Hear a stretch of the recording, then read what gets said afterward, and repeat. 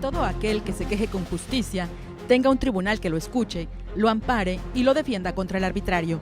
Diálogos Judiciales es un esfuerzo del Poder Judicial del Estado y Radio y Televisión de Nuevo León para promover y difundir la cultura de la legalidad. Queda con ustedes el licenciado Mauro Zacarías Casimiro, moderador de Diálogos Judiciales. Comenzamos. Gracias por estar con nosotros en esta nueva sesión de Diálogos Judiciales, este programa que es un esfuerzo, como ya lo escucharon, de Radio y Televisión de Nuevo León junto con el Poder Judicial del Estado.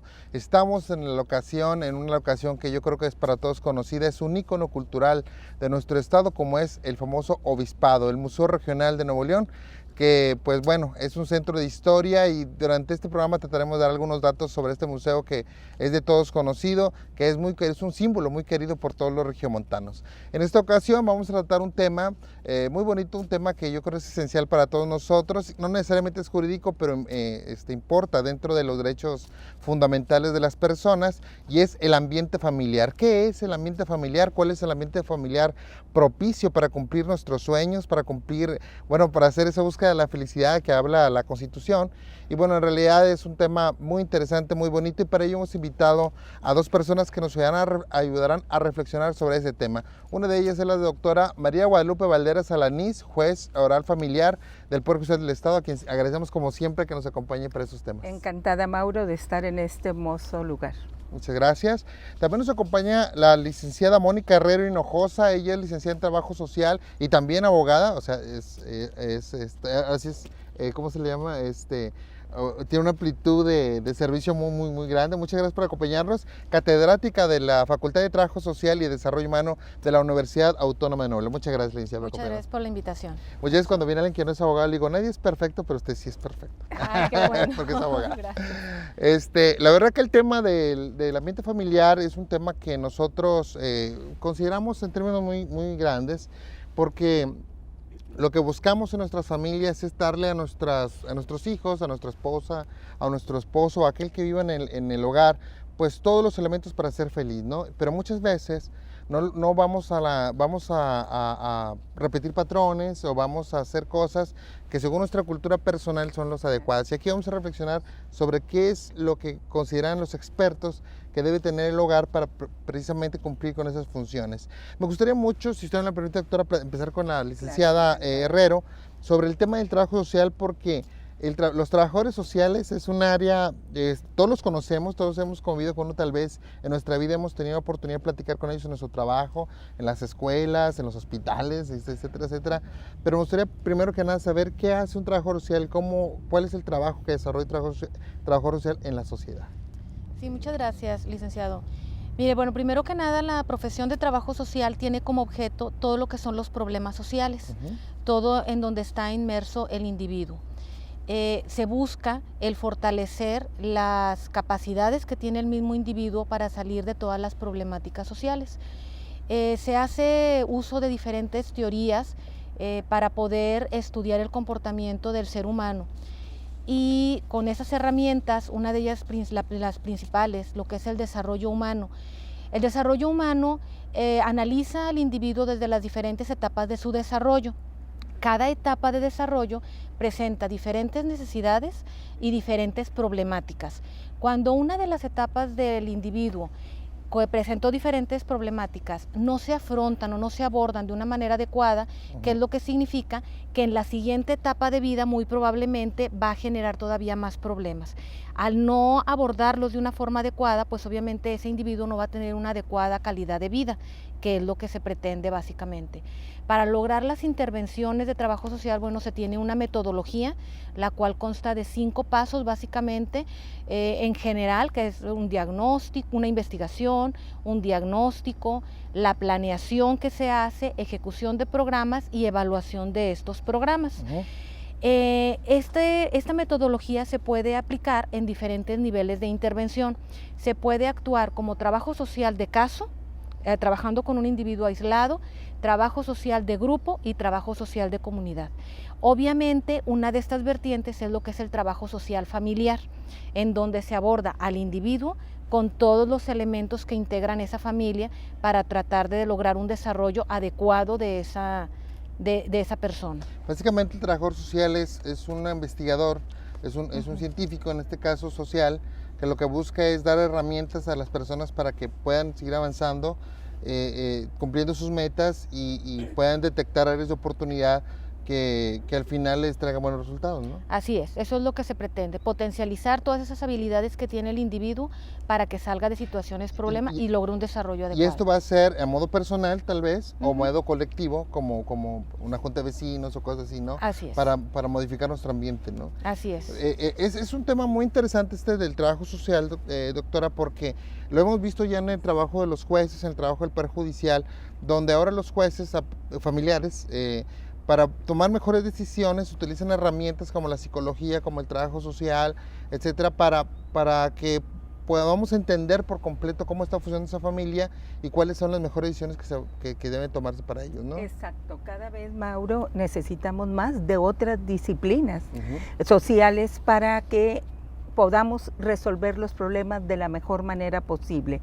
Afortunadamente, a partir de la creación del Centro de Convivencia de hace aproximadamente 6-7 años, tenemos este instituto en donde hay trabajadores sociales que cuando yo necesito saber las condiciones en las que vive la familia, una situación es la que presenta la familia que está en un proceso de divorcio, de alimentos, de controversias, en donde más los necesitamos es en las controversias de convivencias o de posesión de menores. Entonces necesito saber cómo está viviendo aquella familia, cuál es la actividad que está desarrollando, cómo se está desenvolviendo, cómo el niño vive en su casa, cuántos cuartos hay, en qué condiciones está, porque podemos tener un cuarto porque no hay recursos suficientes para tener más habitaciones, pero qué tan higiénico, cuál es la limpieza, cuántas personas viven en ese cuarto, si el niño efectivamente está durmiendo en una cama, está durmiendo en el suelo, etcétera, qué es lo que come. Y también esto me lleva no solamente a las carencias, sino también a la abundancia muchas veces perjudicial para los niños, ¿verdad? Claro. Es decir, un espacio demasiado grande y que no hay una convivencia precisamente por esos espacios, claro. o tiempos de diversión demasiado grandes que no permitan al niño otro tipo de actividades, etcétera. Al final de cuentas es dar elementos propicios, ¿verdad? Claro. Ideales para cada uno de los casos. Efectivamente, entonces nosotros solicitamos una evaluación psicológica con enfoque sistémico, por decir una situación. Ay, sí, muy así, y aquí intervienen psicólogos, trabajadores sociales. El trabajador social, como bien decía la licenciada Mónica, se encarga de investigar el campo de lo que la autoridad judicial está solicitando. El psicólogo, lo correspondiente con su disciplina, y el juez aplica el derecho. Entonces, cuando a nosotros nos llegan los informes de trabajo social y de psicología, pues podemos tener ya más herramientas para poder resolver el procedimiento que en un momento se nos está presentando. Entonces, es extraordinario que estas disciplinas ahora podamos tenerlas a la mano. Yo como juez tengo muchos años de ejercer esta actividad y no voy a decir que antes no hubiera la carrera de trabajo social o no hubiera la psicología, pero ahora la tengo a la mano, es decir, claro. el centro de convivencia tengo a mi disposición psicólogos, trabajadores sociales, etcétera. Muy bien, el tema es muy amplio, el tiempo es muy corto, pero vamos a estar a hacer lo posible para abarcar lo más que podamos ese tema.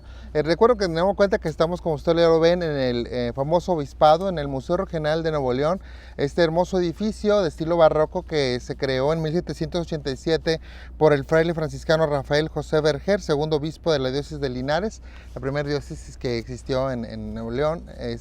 Y la verdad es un templo de cultura, es un ícono para todos nosotros y estamos muy orgullosos de que nos hayan permitido las instalaciones. Muchas gracias a su directora, a su personal por darnos este espacio. Y bueno, vamos a hacer nuestro primer corte aquí en Diálogos Judiciales, recordándoles a ustedes que tenemos una página electrónica que es www.pjnl.gov.mx, o en cualquier buscador ponga el Poder Judicial de Nuevo León y encontrará esta página totalmente renovada con importante información para usted que le puede ser útil en su vida diaria. Volvemos un instante con ustedes.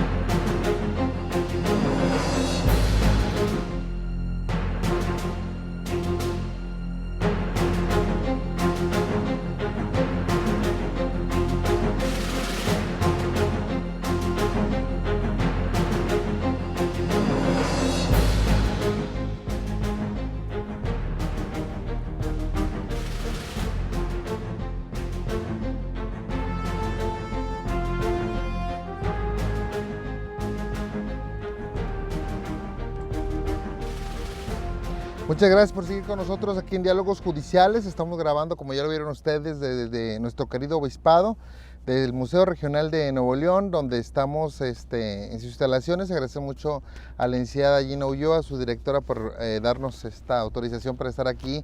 Y yo creo que pues debemos de valorar todos estos íconos históricos, traer nuestros niños. Yo creo que muchos conocimos el obispado cuando éramos niños, cuando estábamos en la escuela y nos trajeron aquí al museo.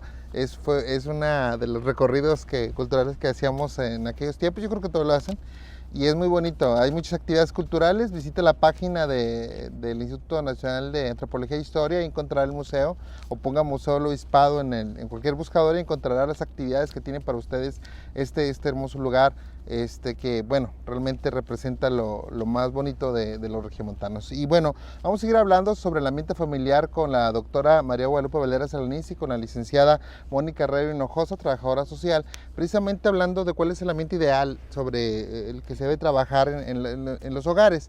Y bueno, muchas veces yo les he comentado a mucha gente que no necesitas ser abogado para conocer tus derechos y tampoco necesitas ser abogado para hacer algo en pro de esos derechos. Yo creo que el conocimiento de los derechos fundamentales, derechos humanos, se entiende en el hogar, ¿no? Claro. Doctora, precisamente nosotros debemos partir de principios muy básicos de nuestro hogar, como la justicia, como la no discriminación, como la igualdad, dentro del ambiente que hacemos como esposos, como padres o como hijos, etcétera. ¿Cuáles son los valores o derechos que usted considera que debemos tener siempre presentes en el hogar?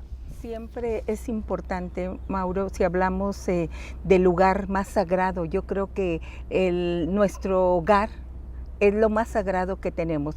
Es el lugar donde reímos, donde lloramos, donde aprendemos, donde comemos, etcétera. Entonces, lo que los padres debemos inculcar a los hijos, pero predicándolo con el ejemplo, porque de nada vale que a un hijo le digamos una cosa y el padre actúa de otra forma. Claro. El hijo aprende imitando, ¿sí? Entonces, los derechos fundamentales que tienen es el derecho a vivir en una familia, que es lo más importante, el derecho de tener un nombre, la identidad, el derecho de alimentarse, de tener convivencia con ambos progenitores, el derecho a ser querido, es un derecho fundamental, el cariño que debe de tener los padres respecto a los hijos, el respeto, es otro derecho, porque hay ocasiones los padres cometemos muchos errores y creemos que como me educaron a mí hace no sé cuántos años, ¿verdad?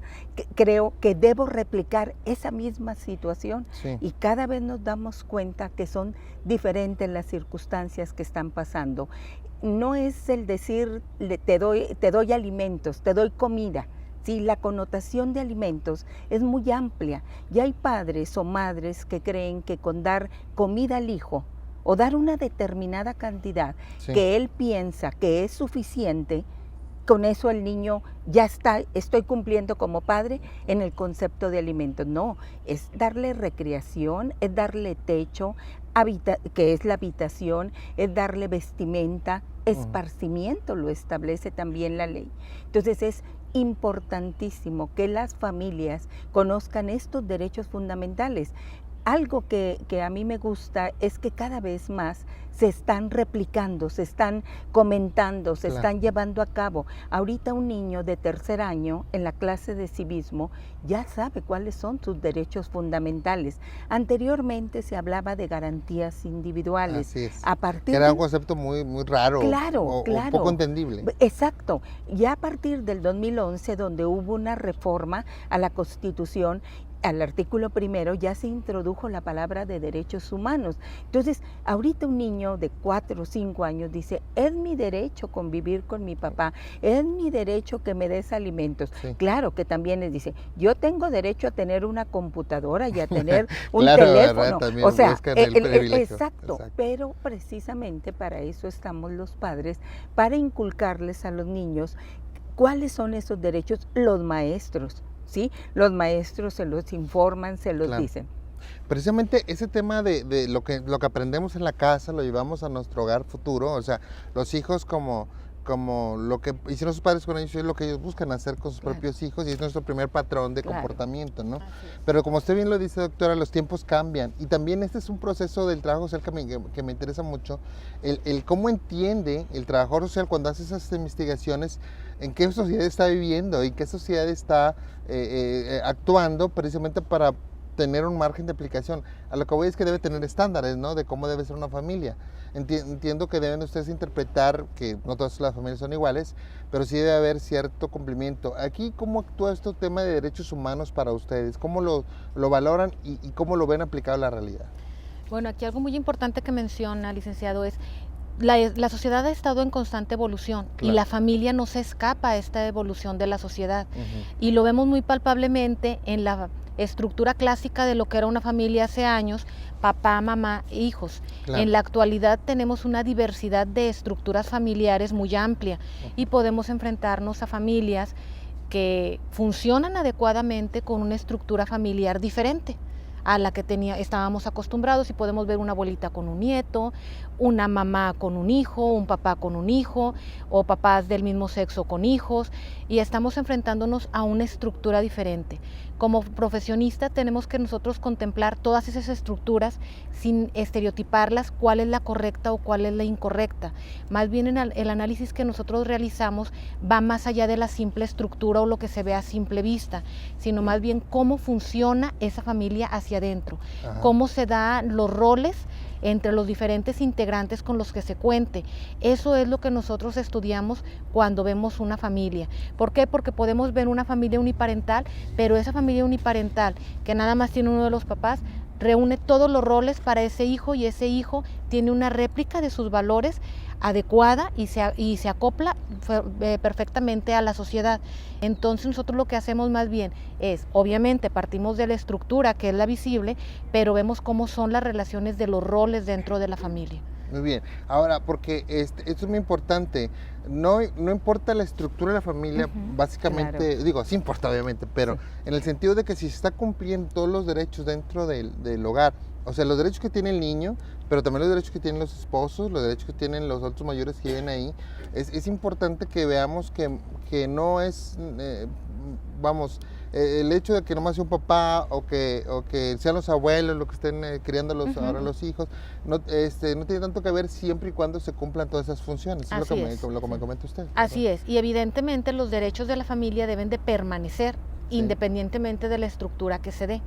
Y así como se tienen derechos, también algo importante es, por ejemplo, con la información que se les da a los menores, hacerles ver que también se tienen obligaciones. Claro. ¿Sí? Esa es una parte muy importante. Ahorita que comentó usted eso, me encanta que los niños, pues, no, es que es mi derecho tener una computadora. Sí, bueno, pero es tu derecho usarla, pero es tu obligación usarla para las tareas, así es, para cierta diversión con cuidado, etcétera, etcétera, porque el niño, pues, obviamente, hay que dejarle límites también. Así es. Tengo el derecho a la diversión, pues sí, pero primero tienes que cumplir con tus obligaciones escolares, definitivamente. Así es. Y yo siempre le digo a mis hijos, así como sea tu esfuerzo, así te van a hacer tus vacaciones, ¿verdad? Porque ¿de qué vas a descansar si no has trabajado, verdad? Definitivamente, sí. Es importante lo que dice Mónica en ese sentido, la estructura. Se escuchan voces de que la familia está en extinción. Yo creo que no es la familia la que está en la extinción, la familia siempre va a existir, siempre va a existir. Lo que ha cambiado es la percepción que ahora se tiene de respecto a cómo se integra una familia. Nosotros conocíamos la familia nuclear, papá, mamá e hijos. Posteriormente, la familia extensa, tus hijos, mis hijos, ¿verdad? Los abuelos que vienen y se integran, ¿sí? La familia monoparental, donde nada más está compuesta por los hijos y un padre. La homoparental, donde son familias que se integran por padres del mismo sexo. ¿Sí? Entonces, eso es lo que ha ido cambiando, pero no olvidemos que inclusive el término familia, si nos vamos a la ley de las 12 tablas, allá en el año 450 antes de Cristo, la familia era servidumbre. Era lo que significaba, proviene del vocablo latino familius, entonces era servidumbre. Después, si nosotros nos damos cuenta, viene en los años 50, antes de la ley de relaciones familiares, el hombre era el único que tenía autoridad en el hogar. ¿Por qué no nos quedamos así por días?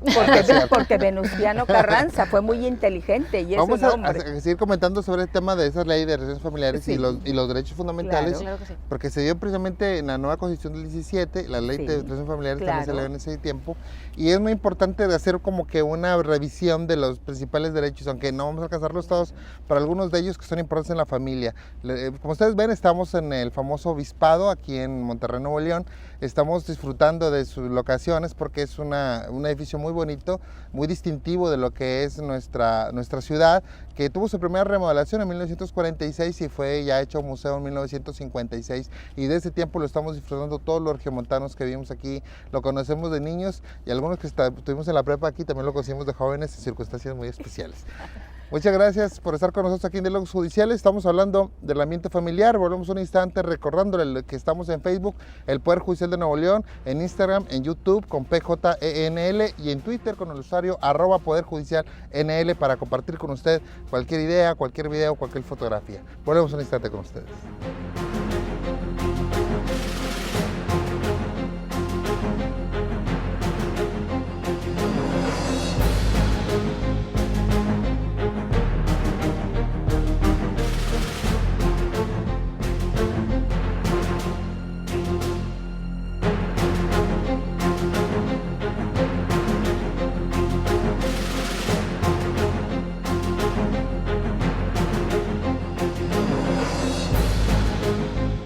Gracias por continuar con nosotros aquí en Diálogos Judiciales. Estamos hablando del ambiente familiar con la doctora María Guadalupe Valderas Alanís, jueza y también catedrática de la Facultad de Derecho de la Universidad Autónoma de Nuevo León, con la licenciada Mónica Herrero Hinojosa, catedrática, licenciada en Derecho y licenciada en Trabajo Social, catedrática de la Facultad de Trabajo Social y Desarrollo Humano, también de nuestra alma mater.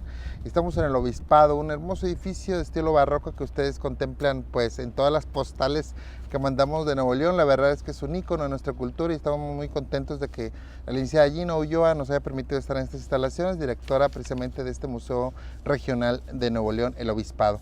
Vamos a continuar con nuestro tema. Estamos hablando de los derechos fundamentales y a mí me gustaría mucho seguir platicando sobre los derechos fundamentales en el hogar, porque visto así el tema filosófico o legal, pues se eleva mucho, pero me gustaría aterrizarlo. ¿Qué significa esto? O sea, si realmente lo estoy cumpliendo y cómo lo cumplo en el plano así del día a día, ¿no? Primero me gustaría ver el tema de la alimentación, que es un derecho Claro. fundamental, ¿no? De alimentar a mi hijo, ¿no? Pero en el plano de los elementos propiamente así de la comida, me llama mucho la atención. Voy a empezar, si me permite, con la licenciada Mónica, en el sentido de que yo he visto algunos trabajos que están haciendo la gente del Centro Estatal de Convivencia, los trabajadores sociales de ahí, o las trabajadoras sociales, y están haciendo unas revisiones cuando van a las casas de que hay en el refrigerador, hacen una lista de los alimentos, de las verduras, de todo esto. ¿Esto por qué se hace? Cuando nosotros intervenimos en un estudio social que se realiza, la herramienta principal es la visita domiciliaria. Claro. Entonces Esa acudimos... es la famosa metodología de la intervención. Así es. El IRBER. Ese es así como que nuestra arma principal. Ah, sí. El ir al hábitat de la familia. Cuando una familia se presenta ante el juzgado, pues presenta una panorámica en donde pueden dar una imagen. Sin embargo, el ver ahí la estructura de la familia, el ver las instalaciones, cómo está constituida esa casa, número de habitaciones, qué tipo de alimentos son los que utilizan. A veces la persona me dice, no, es que consumo 10,000 pesos en alimentos, y tú podrías decir, entonces está proporcionando los alimentos adecuados a los hijos. Claro, porque pero gasta luego, mucho. así es, gasta mucho dinero, pero no forzosamente la cantidad nos va a hablar de la calidad.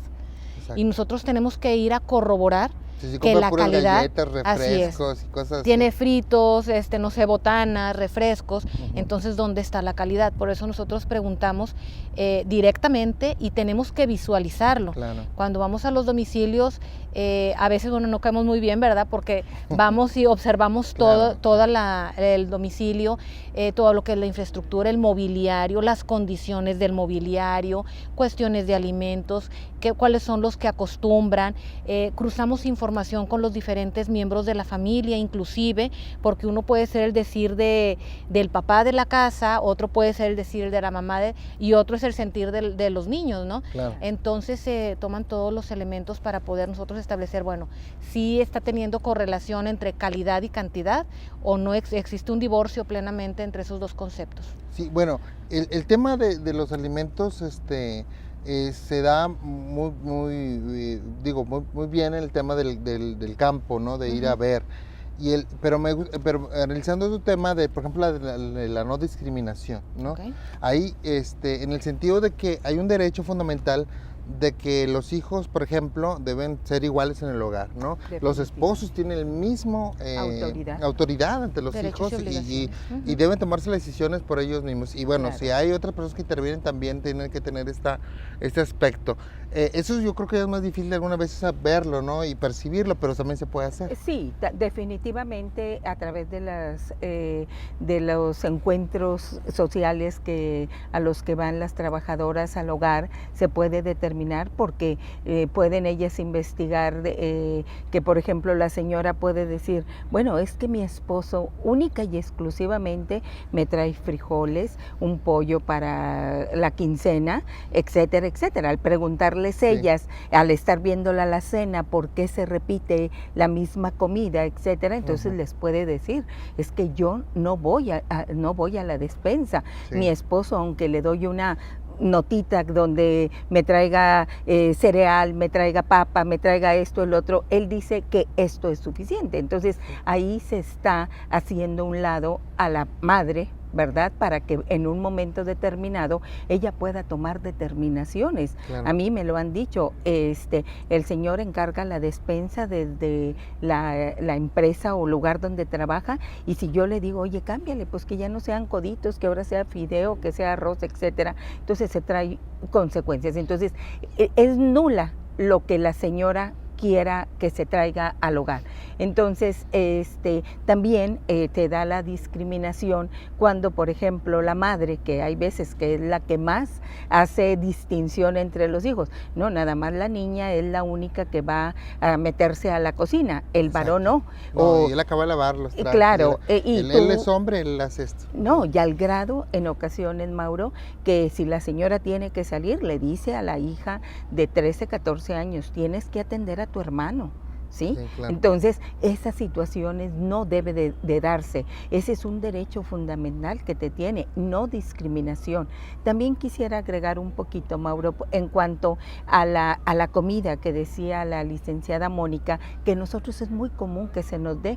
Una pareja o una mujer pide alimentos porque la pareja está distanciada, no viven en el mismo lugar, y entonces le decimos, dime cuáles son las necesidades que tiene la familia. Y yo tengo procedimientos en los cuales me dicen desde 12,000, 14,000 pesos para una persona, y para la madre y para el hijo que se están pidiendo los alimentos. Dices tú, mensuales, no, semanales. Y en otras familias me dicen 2,000 pesos y en otras 5,000. Entonces es muy difícil que yo sepa.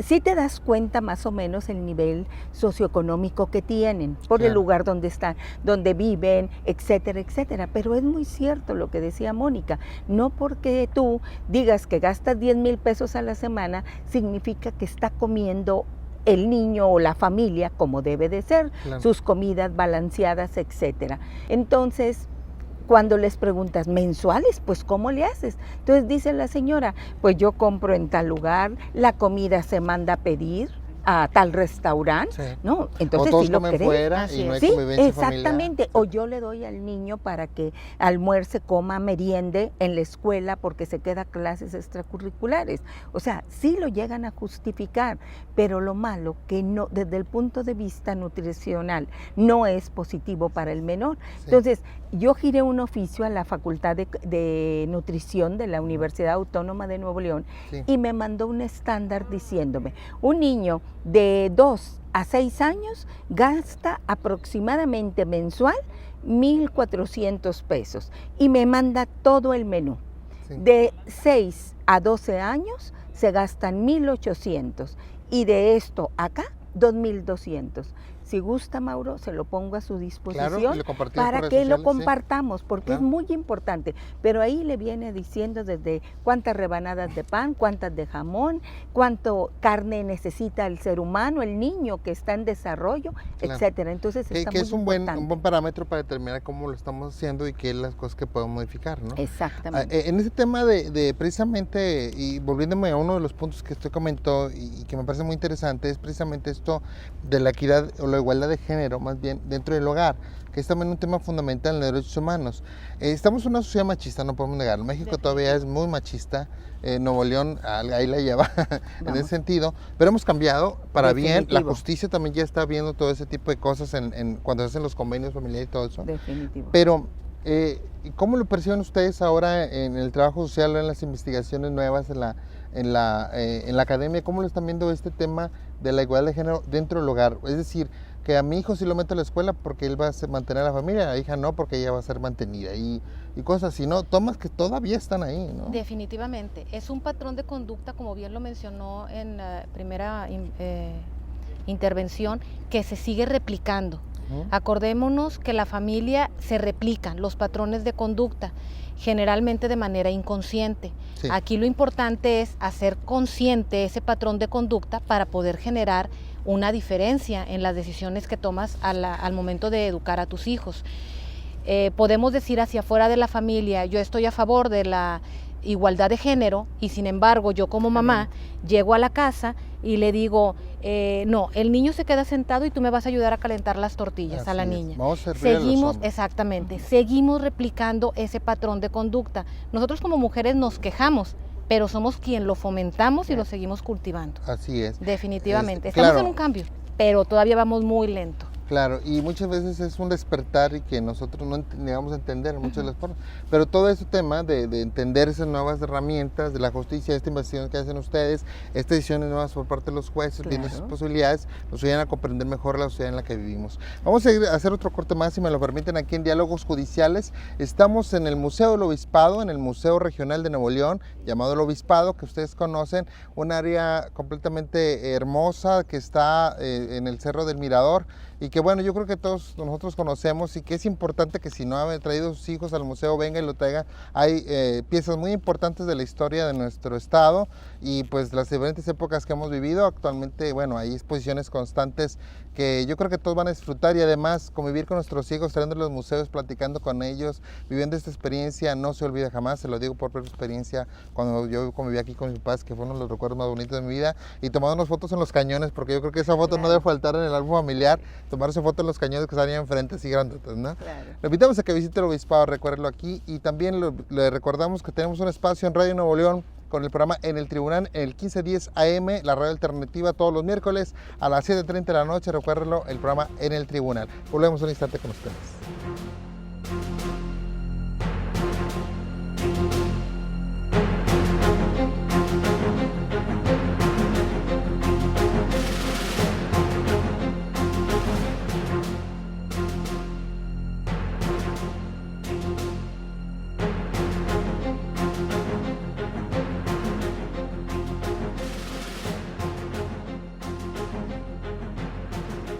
Gracias por continuar con nosotros aquí en Diálogos Judiciales. Estamos en esta preciosa locación del Obispado, en el cerro que lleva su nombre. En el anterior corte dije Cerro del Mirador, perdón por mi ignorancia en la geografía regional.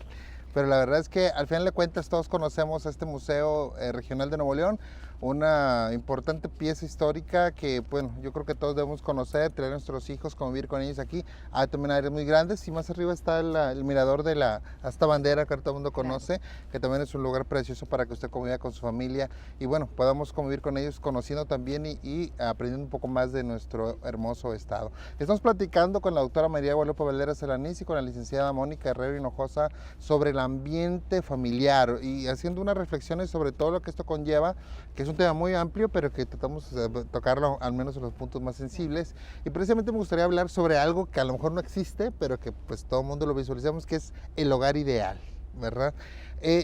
Ya vimos que todo lo que es el hogar requiere muchas cosas, requiere mucho conocimiento, mucho trabajo, de tomar decisiones adecuadas, etcétera, etcétera. Pero, por ejemplo, cuando cuando hablamos de un hogar ideal, también hablamos de las diferentes clases de familia y etcétera, ¿no? Pero digamos que somos una pareja de esposos, tenemos nuestro primer hogar. ¿Cuáles serán las cosas que conforman ese hogar ideal, el hogar ideal para unos esposos? Bueno, pues lo primero, Mauro, que sería el amor, el cariño, el Híjoles, respeto híjoles, que qué la difícil. pareja debe de tenerse, ¿sí?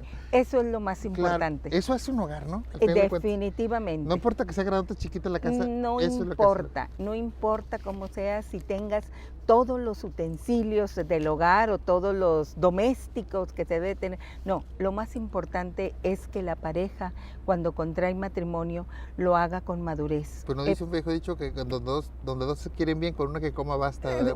Pues a lo mejor por algún motivo están esos dichos. Ya sabe que la sabiduría popular, el sí. popular es ideal. Lo más importante es Claro. eso. Claro, claro. Definitivamente que la pareja, cuando decide dar el paso de contraer matrimonio, lo haga a sabiendas de cuáles son todas las circunstancias, que no nada más haya un enamoramiento de que qué guapo, qué guapa está, ¿verdad? Sino que efectivamente haya el verdadero amor, que efectivamente las personas ocurran. Ya hubo reformas al Código Civil de que se den pláticas donde precisamente se les haga ver que cuáles son los derechos que tiene cada uno como individuo, cuáles son los derechos que lleva al hogar, pero ya dentro del hogar, cuáles son los derechos que tenemos ambos. Eso es Claro. importantísimo.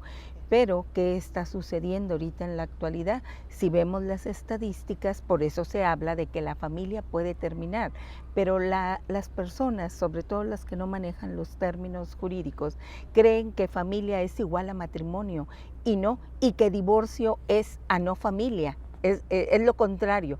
No, aquí lo más importante es que sí ha bajado los matrimonios. Si nosotros vemos las estadísticas del 2011, 2012, 2013, con el 14, cada año son 2,000 matrimonios menos los que se tienen. Sí. El número de divorcios ha aumentado, sí ha aumentado.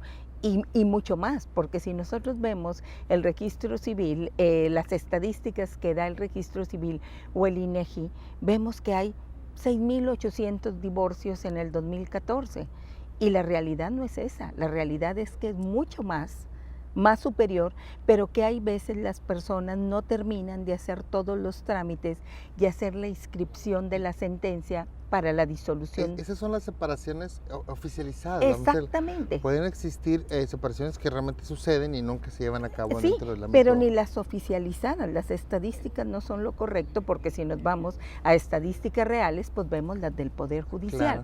Pero Que son los aquí, procesos de divorcio que las claro, personas están tratando de conseguir y que todavía no sea. que todavía, o que no se inscribe, porque Claro. tiene un costo muy alto, Mauro. Sí.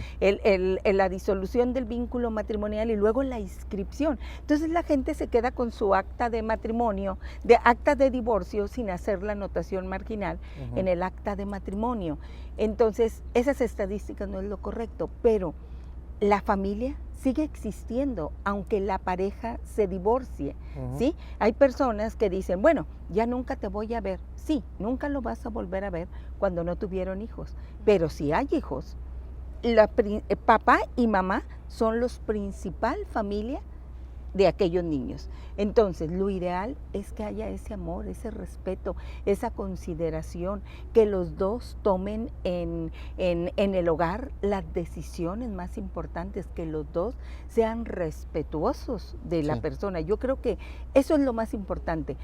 Si ya hablamos del menaje del hogar, bueno, pues ¿qué es lo que la mayoría de las personas adquieren? Pues la estufa, el refrigerador, la televisión. Muchas ocasiones dicen, debe mucho, pero tiene una televisión grandota. Bueno. El esparcimiento que se debe, si hay una sola televisión, no es embargable. De hecho, la ley protege ciertas cosas, ahora que les comenta. Exacto. Porque son elementos necesarios del hogar. Exactamente. El lugar donde van a dormir, etcétera. Pero nos damos cuenta que cuando la pareja se casa y se casa enamorada, muchas de las ocasiones, hay amor. Es mejor que haya amor y enamoramiento, no nada más el enamoramiento se acaba al mes, ¿verdad? Entonces, ¿qué es lo que sucede? Que cuando se da, hay una madurez y van pensando qué es lo que vamos a ir trayendo, así como mucha gente prepara las bodas con un año, porque aquí para casarte en una determinada iglesia o que un grupo musical toque, tienes que hacerlo con 2 años de anticipación. Sí. Y desgraciadamente esas personas que hicieron una bodota grandota, que tuvieron y que fue lo que se comentó mínimo 6 meses en la sociedad, al mes y medio, ya andan en los tribunales. ¿Por qué? Porque no hay la madurez. Entonces, yo creo que todos esos son derechos fundamentales. Cuando vamos a contraer matrimonio, tomar la determinación con la persona apropiada. Ahorita en ocasiones se critica y dice, ya tenían todo preparado, pero el muchacho o la muchacha, o ambos se arrepintieron y dijeron, fíjate que siempre no. Qué bueno, porque se dieron cuenta.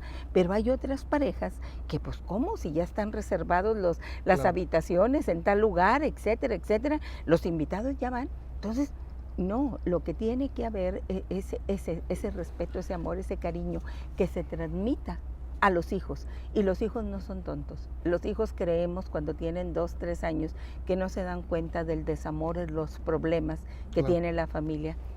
Pues obviamente que se dan cuenta. Claro, y bueno, pero también tenemos que darnos cuenta, de reconocer que dentro de, y como usted bien lo dice, muchas veces nos vamos más por el consumismo o por las apariencias sociales, y aunque hay ciertos elementos necesarios para todo hogar, como ya lo comentaba, un homenaje necesario, muchas veces esta necesidad de tener más, de comprar más, de aparentar más, también viene a minar un poco las relaciones sociales que son necesarias en el hogar, o sea, y yo creo que darle cierto valor a cada cosa, ¿no? Definitivamente. No vamos a encontrar una receta de cuál es una familia ideal, pero sí elementos indispensables que se van a presentar en esas familias. Como bien lo menciona la licenciada, el amor, el respeto, la madurez, que es un concepto muy importante, porque yo a veces a mis alumnos les comento, con la intensidad de amor que se casan las parejas, es con la intensidad de odio con la que se divorcian. Claro. Y ahora está más, sí. Y entonces ahí se les olvidan los hijos. Claro. Y los hijos, podrán ellos haber tenido un conflicto de pareja y se van a divorciar, pero nunca se van a divorciar de los hijos ni de la responsabilidad que se tiene hacia esos hijos. Y que eso les va a causar un problema evidentemente en el desarrollo a esos hijos, independientemente de la edad en la que se encuentren. A uno les va a afectar más, a otro les va a afectar menos, dependiendo de las fortalezas psicológicas que cada uno de ellos tenga, pero de que les afecta, les afecta. Entonces se debe de manejar la disolución de una familia con una madurez adecuada y tomarlo ahora sí que de la mejor manera. ¿Por qué? Porque no vamos a tener una receta en donde digamos, esta familia por tener esos elementos va a tener éxito. Probablemente esa familia no tarde ni siquiera 1 año, pero debemos de fomentar más bien esa madurez en los integrantes de la familia, en que se vayan fortaleciendo los lazos entre ellos. Desgraciadamente en la actualidad nos dejamos llevar mucho por las cuestiones sociales. Ya repartí invitaciones, pues bueno, con la pena, pero puedes decir, ¿saben qué? Es mejor decir en este momento, hasta aquí llegamos, a después afectar a más personas. ¿Por qué? Porque vemos muchos hogares muy desintegrados, muy disfuncionales, en función de haber querido cumplir con roles sociales, más que con lo que eran mis propios deseos como individuo. Entonces, ahí es en donde vemos ya más minada la función de la familia. Y básicamente lo que nos dice, si no algo nos dice la profesión de abogado o trabajador social, es que realmente no, va a haber procesos difíciles en cada familia, ¿verdad? Va a haber pérdida de trabajo, a lo mejor crisis económicas, a lo mejor crisis emocionales, a lo mejor enfermedades, etcétera, que van a minar de alguna manera y la madurez, bueno, y el amor también, la comprensión, la solidaridad, que son los elementos más valiosos, nos van a ayudar a superar esas crisis y incluso a salir fortalecidos de las crisis, ¿no? Definitivamente. Definitivamente, y también tenemos que tener en cuenta que la familia también tiene sus etapas de desarrollo. Claro. Las necesidades y los problemas que se presentan cuando recién se está estructurando una familia no son las mismas que cuando tenemos niños en educación primaria o adolescentes o que ya están en edad casadera y que la mamá, por ejemplo, batalla para dejar ir a los hijos porque obviamente nunca vamos a tener al yerno o a la nuera que es el adecuado para nuestros tesoros, ¿verdad? Entonces, cada etapa va teniendo necesidades y problemas. Aquí lo importante es conocerlas y poderlas manejar de una manera adecuada para poder decir, esta familia tuvo un proceso exitoso al final del camino. Muy bien, vamos a hacer un corte más aquí en Diálogos Judiciales. Estamos hablando sobre el ambiente familiar, un tema que pues yo creo que es muy profundo, no lo terminaríamos ni en 10 programas, ¿verdad? Pero tendríamos que hacerlo a modo de reflexión, para que usted también lo tome en consideración, vea su ambiente familiar y vea cuáles son las áreas de oportunidad, y también pues siente orgulloso de tener esa familia que realmente nos fortalece y que nos ayuda a salir todos los días a trabajar y a volver a descansar ahí. Pues, porque como usted lo había comentado al inicio del programa, doctora, es nuestro principio y nuestro final de cada día, ¿no? De cada día. Bueno, vamos a hacer nuestro corte y le recordamos que estamos aquí en el hermoso edificio del Obispado, este edificio virreinal de estilo barroco, hecho en 1787, que ahora tiene el Museo Regional de Nuevo León. Volvemos un instante con ustedes.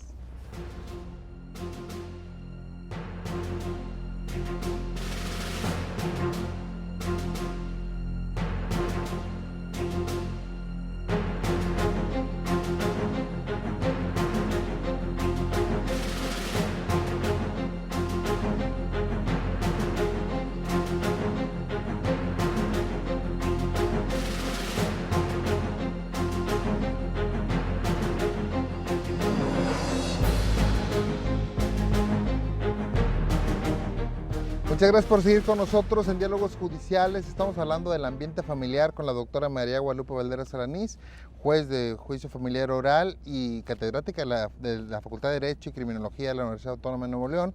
También con la licenciada Mónica Herrero Hinojosa, trabajadora social, licenciada en Trabajo Social, también la abogada de la Facultad de Trabajo Social y Desarrollo Humano, también de nuestra alma mater, la Universidad Autónoma de Nuevo León, y que realmente nos han comentado y nos han hecho algunas reflexiones muy interesantes respecto de esto que es el ambiente familiar, sea lo que esto tenga que ser, ¿verdad? Porque cada familia, cada ambiente se compone de diferentes circunstancias, características, ingresos, etcétera, etcétera, como ya lo hemos comentado, pero al final de cuentas lo que se busca en el ambiente familiar es que sea propicio para cumplir pues ahora sí que las metas de la familia, ¿no? A lo que voy también en este tema, y querer tomar ya como punto final en este último corte de nuestro programa, era el tema precisamente de cómo fomentar la educación en los hijos, y hablábamos del ejemplo de los padres, ¿no? Claro. Que yo creo que eso es fundamental porque, como dice el viejo dicho, no escucho tus palabras porque tus actos me están gritando, ¿verdad? Claro. En ese tema del ejemplo de los padres, yo creo que el papá tiene que actuar conforme a lo que quiere enseñar a los hijos, ¿no? Y él ser como un principal convencido de lo que quiere hacer. Porque, por ejemplo, yo le veía en el tema ese de decirle a mi hijo, no veas tanta televisión, pero a mí me decían, pero viendo televisión, claro. Pues entonces como que soy contradictorio por no decir que soy medio hipócrita. Claro, o no grites, o no te pelees, y llega el padre a la escuela gritando, o con la mamá en la casa, o le da el manazo al niño, no le da la explicación. Definitivamente, los hijos nos imitan, Mauro. Entonces, tan es así que hay veces eligen las mismas profesiones que nosotros tenemos, ¿verdad? A tal grado, sí. A tal grado, sí. También en algunas cuestiones es importante. Todo depende de la cultura que tengamos, cada familia. Ciertamente ninguna familia va a ser igual, inclusive los tratadistas, para dar una definición de familia ahorita en nuestros días, no la encuentran. Y fíjese, qué difícil también, por ejemplo, porque imagino que ha pasado, que llegue el hijo cuando quiere regir, ¿se vas a hacer abogado como yo? No, ¿para ser como tu papá? No, exactamente, que te lo puede llegar a decir, claro. yo quiero otra actividad, y hay que respetarla, sí, pero hay muchos hijos de padres que son médicos, que son arquitectos, etcétera, que siguieron la carrera del padre porque no había otra opción, esa fue la opción que les dieron, y resulta que son unos fracasados, Mauro, y luego vienen estudiando Derecho o Contaduría Pública, lo que realmente querían hacer, ¿sí? Imagínense qué sacrificio estar estudiando una carrera que no es la que tú deseas. Claro. Entonces, los hijos a que aprenden imitan. Entonces, si nosotros queremos en el hogar que efectivamente que nuestros hijos se sientan orgullosos de llegar a la casa, porque es un hogar limpio, porque es un hogar que huele a la comida que hace mamá, ¿sí? ¿Quién de nosotros no recordamos que íbamos a la casa de la abuelita porque nos hacía las tortillas de harina? Ahora las compramos, ¿verdad? Ahora se compran. ¿Por qué? Porque las necesidades son otras. O yo no tengo por qué criticar al vecino, al primo, al hermano, hermano, que él se quede en la casa y que atiende. Claro. Algo bien importante, Mauro, que usted decía hace en otro blog, es lo relacionado de que existe el machismo. Sí existe en México y esa es una cuestión negativa que se tiene. Pero aquí en Nuevo León, Mauro, nosotros vemos ahorita en los tribunales que casi a la par, padres y madres se quedan con los hijos. Y no lo decide el juez, lo deciden los mismos hijos. No es porque yo diga, esta señora se va a quedar con los niños, no, porque precisamente en esa apertura tan grande que hay, en esas modificaciones a la ley que se han dado, las normas, etcétera, se escuchan a los menores y el niño dice, yo me quiero quedar con mi papá porque mi papá es el que me lleva a la escuela, es el que me hace lonche, por las necesidades mismas de aquella actividad. Por eso, cuando hay la disolución del vínculo matrimonial, le decimos a los padres y a las madres, ambos nos escuchan, oigan, los hijos son de los dos, no hay ni que los tenga el padre nada más, ni que los tenga la madre, que se dé una buena convivencia. Sí. Eso es educación. Claro. Dios no se puede equivocar, necesitamos al hombre y a la mujer para la procreación. Claro, y aquí algo muy importante que también quisiera, antes de que se nos termine el tiempo, ver, y era el tema de fomentar en los hijos también el apoyo en la casa, ¿no? Porque llevarlos también a que se den cuenta que su trabajo en la casa es importante, tendiendo la cama, ayudando a la mamá, ayudando al papá, etcétera, y que el hijo pues no pida retribuciones por eso, porque realmente es parte de la convivencia familiar, ¿no? Definitivo, y es parte de su formación. Claro. Algo muy importante es el que hagamos un análisis hacia nosotros y ver cuál es el patrón de conducta que tenemos. ¿Por qué? Porque inconscientemente estamos transmitiendo esos valores. Como usted bien lo mencionaba, yo le digo al hijo, no veas la televisión, pero yo lo estoy haciendo, pero a lo mejor no lo he llevado a la conciencia. O a veces caemos en el otro extremo. A mí no me dieron nada de Navidad nunca, y entonces ahora yo le quiero dar todo. ¿Cuál va a ser la medida de lo bueno o lo malo? Definitivamente los extremos vamos a caer en un error.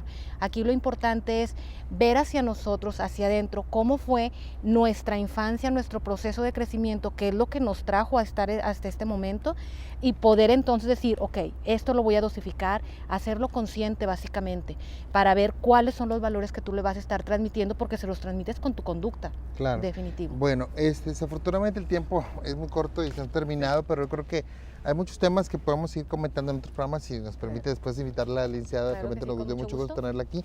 La doctora ya sabe que usted ya tiene el sello de diálogos judiciales y desde casa.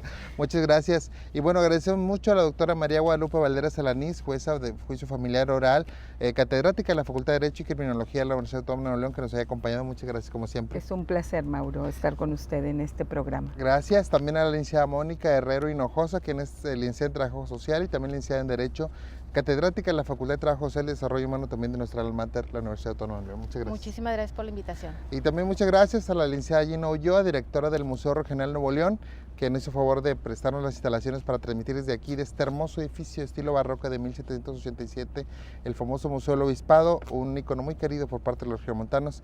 Muchas gracias a usted que hace posible este programa de diálogos judiciales. Lo esperamos en la próxima sesión.